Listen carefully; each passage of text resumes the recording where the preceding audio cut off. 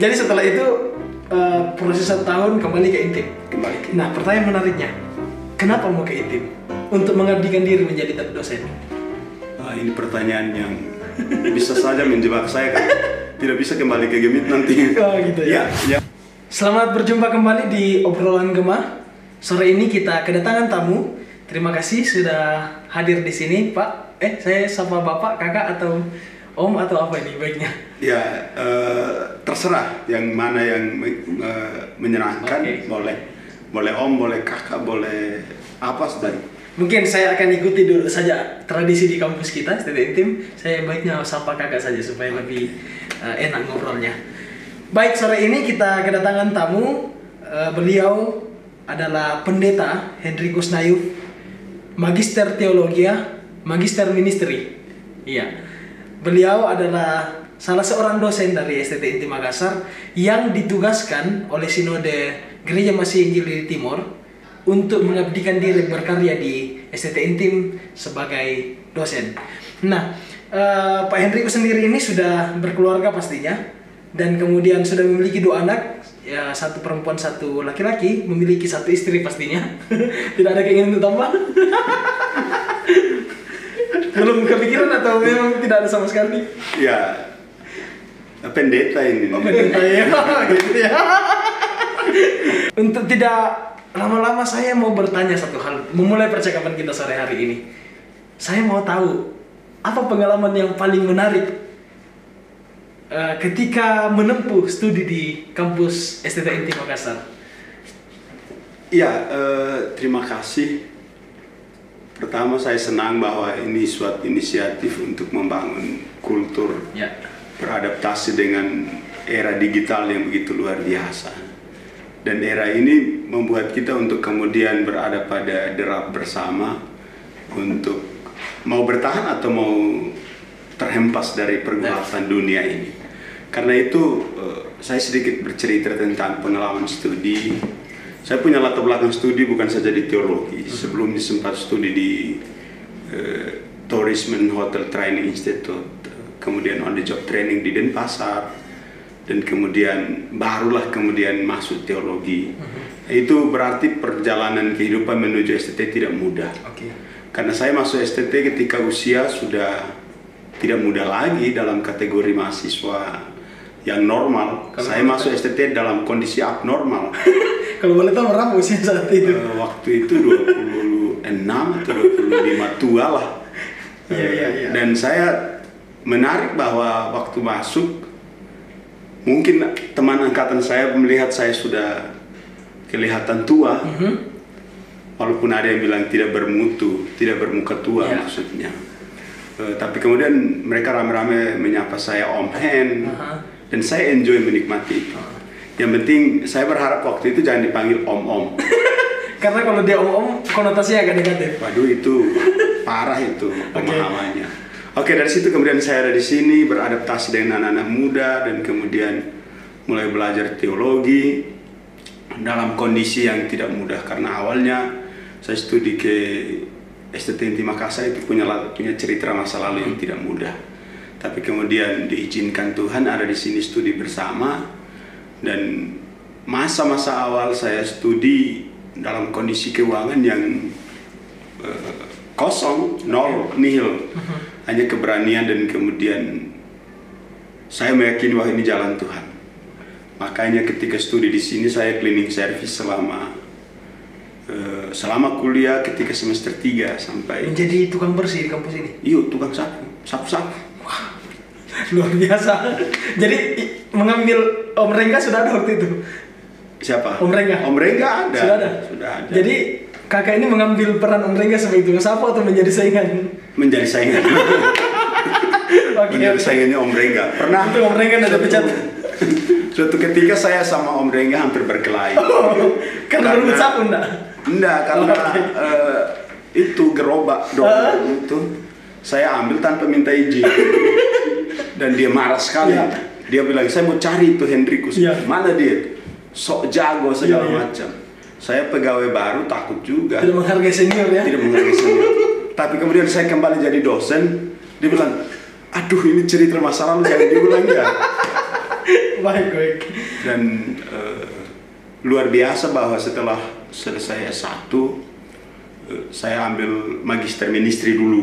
Oh ya. Magister ministry, ya saya kerja tesis, jadi tidak lulus kursus tapi lulus jenjang pendidikan formal. Itu belum sempat ke jemaat waktu itu? Belum langsung lanjut. Oke. Belum sempat ke jemaat, masih di sini. Kalau sudah di jemaat sudah keenakan, tidak mau studi lagi. Dan setelah studi ministry selesai, saya tulis tesis merumuskan teologi akar rumput, teologi in loco. Itu kemudian menjadi modal untuk pengembangan teologi kontekstual. Setelah selesai ministry, ketua yayasan waktu itu Bung Leo Hehanusa meminta saya untuk lanjut magister teologi. Saya tidak membayangkan apa maksud Tuhan menyuruh orang ini untuk menyuruh saya. Saya ikut-ikut saja, yang namanya orang miskin dari kampung yang tiba-tiba kena dapat beasiswa banyak, begitu dikasih. Puji Tuhan, syukurlah jadi masuk studi, kemudian langsung lanjut setelah itu? Langsung lanjut, makanya Emin MTH. Jadi, berarti harus Emin dulu berarti? Iya, harus Emin dulu. Tidak apa-apa, di bola-bola tidak apa-apa. Yang penting tidak dihilangkan. Baik, kemudian ini kan ada berapa tahun? Jadi setelah magister teologi ya, ke Gemit, vikaris, pendeta, itu ada berapa tahun sebelum kembali ke kampus ini? Saya setelah teologi selesai, saya pulang ikut proses vikariat. Dan setelah diterima sebagai vikaris Gemit, saya justru divikariskan ke GKSS. Jadi masa vikarisnya di GKSS? Iya, masa vikarisnya di GKSS. Selama? 2 tahun. Jadi masa vikaris di GKSS tahun pertama di Mamuju, di Keang. Di jemaat Salumanapo. GKSS Mamuju klasis apa waktu itu masih masuk klasis yang dengan Maros. Jemaat Keang. Dan kemudian tahun kedua di asrama militer Kostrad Karyano. Dan setelah itu balik ke Kupang, ditabiskan sebagai pendeta jemaat, pendeta Gemit, menjalani tugas sebagai pendeta jemaat, kemudian ke jemaat, dan dari jemaat sempat ke Semau, Pulau Semau, satu pulau kecil di sekitar kota Kupang, 1 tahun kurang lebih. Dari situ kemudian dipindahkan ke Niki-Niki. Di Niki-Niki sempat menjadi ketua majelis jemaat, dan kemudian dipindahkan langsung ke STT Inti Makassar. Proses menuju STT Inti Makassar juga itu proses 1 tahun, karena tidak mudah. Kita sudah jatuh cinta dengan jemaat. Tidak mudah orang jatuh cinta dan disuruh pisah. Orang lagi enak. Berarti kalau dia bisa-bisa berarti tidak jatuh cinta itu? Sementara jatuh cinta, tapi itu kadar nikmatnya beda. Iya. Lebih asik meninggalkan orang yang dicintai dalam kondisi masih cinta. Itu akan lebih menakjubkan daripada berkelahi baru meninggalkan. Asik sekali. Itu memang asik. Itu Ibu Teresa bilang, mencintai hingga terluka. Sadap memang. Jadi setelah itu proses 1 tahun kembali ke Intim. Nah, pertanyaan menariknya, kenapa mau ke Intim? Untuk mengabdikan diri menjadi dosen? Ini pertanyaan yang bisa saja menjebak saya, kan tidak bisa kembali ke Gemit nanti. Gitu ya. Menarik pertanyaan ini. Saya setelah dipanggil dari Majelis Sinode, jadi saya dapat kabar waktu itu kami 3 orang dicalonkan untuk jadi dosen di STT Intim. Saya dan 2 teman. Dari saya dan 2 teman ini kemudian dibuat tabel kebutuhan STT apa. Dan kebutuhan STT saat itu adalah sistematika. Nah, saya orang sistematika, latar belakang sistematika, dan kemudian ditugaskan ke sini. Dan 1 April 2017 resmi bertugas di STT Intim. Sampai sekarang. Dan belum terpikir untuk kembali? Ya, biarkan Tuhan yang mengatur semua.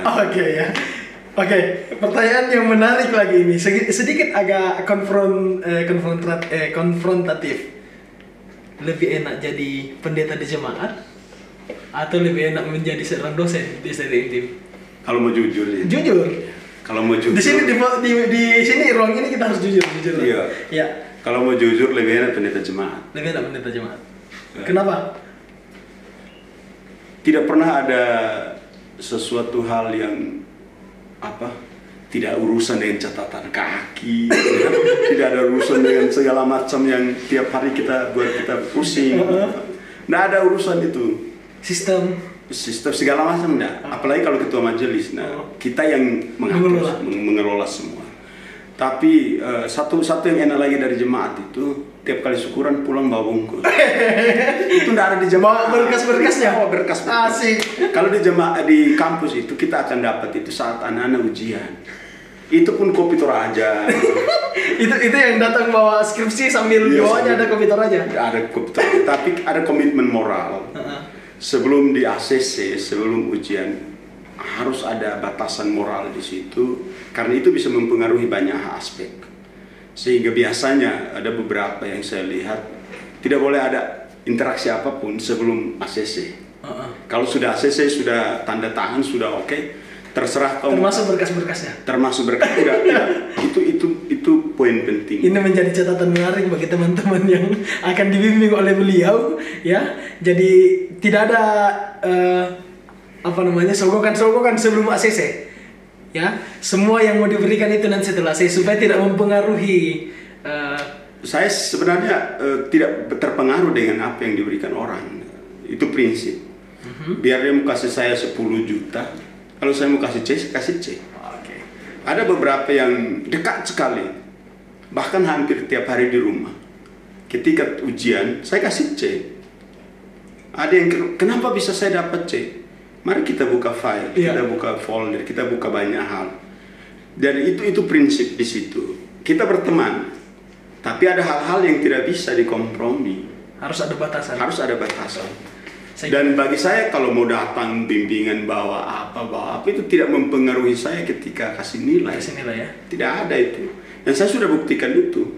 Ada yang dapat C itu dia hampir tiap hari di rumah. Mungkin itu hanya memacu semangat untuk membimbing. Ya, tapi tidak mempengaruhi nilai. Oke, baik. Nah, sekarang jangan menarik lagi. Itu kan tadi enaknya di jemaat.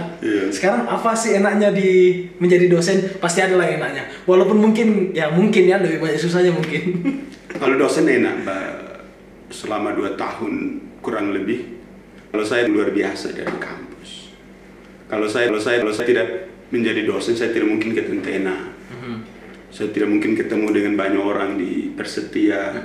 Tidak mungkin menulis artikel di berbagai tempat, tidak mungkin terbitkan buku. Di jemaat itu waktu membacanya banyak ngeri, sedikit. Jadi kita tiap hari bolak-balik. Kalau di sektor A khotbah ini bisa saja dibolak-balik di tempat lain, dan itu improvisasinya kurang. Tapi kalau di kampus, suka tidak suka, mau tidak mau harus selalu berusaha untuk belajar terus. Jadi tidak boleh sama dari materi yang kemarin dengan materi yang ke depan, tidak boleh sama. Bagaimana perasaan di kampus ini? Kan sempat memimpin, menjadi pimpinan. Silakan ya. Ini perlu dulu ya. Ini kan, jadi kakak ini kan pernah menjadi wakil ketua 3. Sebelum periode ini mulai. Apa suka dukanya? Karena di wakil ketua 3 itu kan urusan mahasiswa. Ya, betul. Sukacitanya tiap hari ketemu mahasiswa. Tidak, jadi mahasiswa sini senang kalau ketemu dengan mahasiswa? Senang. Tidak membebani? Kadang tergantung siapa yang datang. Oh gitu ya. Kalau dia datang awal semester itu pergumulannya macam-macam. Pergumulannya lagi bergumul, belum bisa lunas. Keuangan. Nilai. Pokoknya macam-macam. Tapi itu kalau sudah melewati masa itu, kalau kita berefleksi, ini pentingnya jadi seorang bapak di situ. Jadi saya membayangkan kalau di rumah, anak-anak biasanya meminta sesuatu yang itu hak mereka. Tapi ketika kita memberikan penjelasan, misalnya, Ocha minta ini, tapi saya jelaskan uangnya belum cukup, dia akan paham. Begitu juga dengan mahasiswa. Kalau dia datang, kenapa saya dapat B dan bukan B+? Ya dijelaskan memang kemampuanmu sampai di B, bagaimana dipaksa ke B. Kalau tidak ada langkah lain untuk menjelaskan, misalnya kalau begitu kau buat paper lagi supaya. Saya pernah coba pendekatan itu, tapi ada juga mahasiswa yang nakal-nakal. Dia pergi minta papernya temannya, dan ganti namanya dan sebagainya. Tapi ada yang pernah saya dapat, dia ganti nama tapi tidak ganti stambuk. itu cilaka itu. Itu plagiat yang tidak kreatif. Sudah plagiat tidak mau berusaha lagi. Makanya kalau mau berbohong itu perlu kerjasama. Perlu kreativitas juga. Sudah ada berapa buku yang kakak terbitkan? 5 atau 6.